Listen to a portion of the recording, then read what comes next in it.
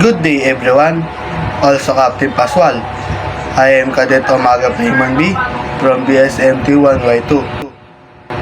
Today, I will discuss energy efficiency and segregation in the maritime industry.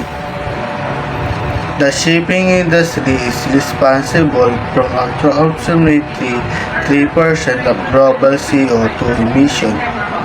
If no significant environment are made, this emission could increase substantially by 2050. From this reason, the industry is actively working to reduce fuel consumption and carbon emission. Many current regulations focus on reducing vessel speed and transitional to alternative fuel such as hydrogen, ammonia, and biofuel. However, experts emphasize that resolution on future fuel will not be enough to meet emission targets.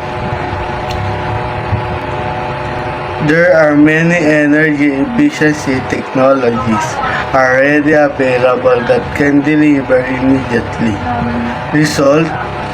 These include wind propulsion system, air replication technology, battery energy storage system, advanced hull routing, propeller efficiency improvement device, and lastly, Voyager's optimization software. In additional operational practice such as slow streaming, trim optimization, and weather routing significantly contribute to fuel savings. Energy efficiency in shipping is driven by three key factors: economy, regulation comply, and customer demand. From an economical perspective, companies aim to reduce fuel costs and improve profitability. In terms of compliance, the International Maritime Organization (IMO) requires ships to comply with energy efficiency regulations such as Energy Efficiency Design Index (EEDI) and the Ship Energy Efficiency Management Plan (CEEMF) under MARPOL Annex 4.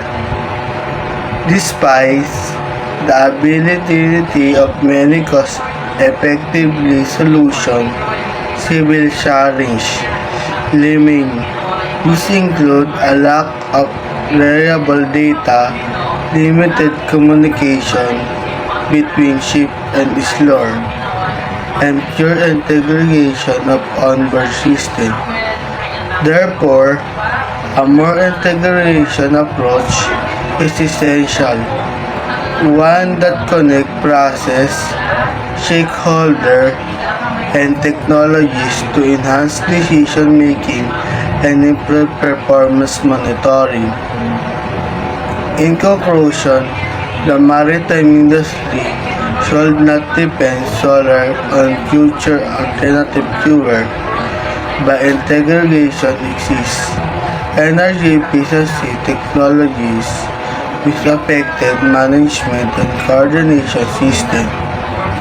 The shipping sector can reduce emission immediately while processing toward long-term sustainability. Thank you.